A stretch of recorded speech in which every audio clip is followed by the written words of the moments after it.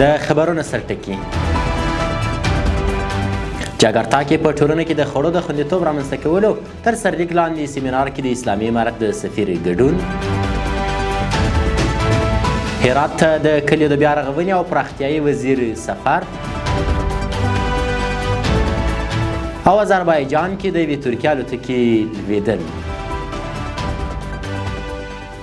د لوی مهربانه خدای په سپېڅلي نامه درنلیدونکو سلام.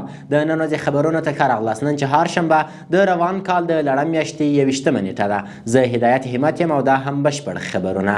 په جاکرتا کې د اسلامي امارت سفیر مولوي سعدالله بلوچ په ټولنه کې د خوړو د خوندیتوب رامنځته کول د قوي خوړو د پروګرام د بریالیتوب لپاره اړین دی تر سرلیک لاندې سیمینار کې ګډون وکړ. اندونیزیا کې د افغانستان سفارت وایي ښاغلي بلوچ د دې پروګرام په څنډه کې له ګډونوالو سره په ټولنیزو او ښوونیزو برخو کې د لا زیاته همکارۍ په تړاو خبرې کړي دي.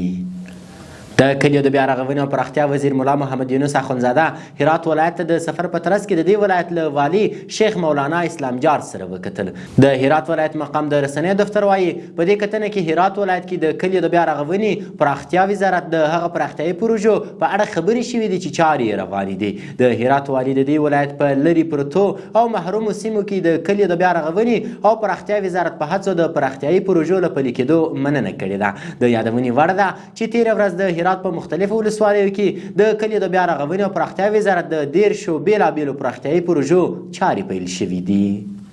د امر بالمعروف نهي عن المنکر او شکایتونو اورېدلو وزارت وایي محتسبینو په بامیان او دایکنډي ولایتونو کې 215 رواني ناروغان د درملنې په موخه افغاني سرې میاشتې ټولنې ته ورپېژندلي دي.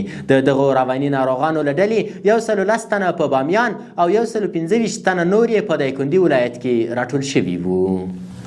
او د پای خبر دا چې د ترکیې دفاع وزارت ویلي چې د دې هیواد یو بارولونکي C-130 الوتکه د جورجیا آذربایجان په پوله کې راپرېوتې. د ترکیې رسنۍ د راپور له مخې دغه الوتکه چې 60 تنه پکې سپاره وو له آذربایجان څخه یې ترکیې ته الوتنه کړې وه. تر اوسه د دې پیښې د تلفاتو په اړه کره جزیات نه دي ورکړل شوي او د ژغورنې او پلټنې عملیات تر اوسه روان دي.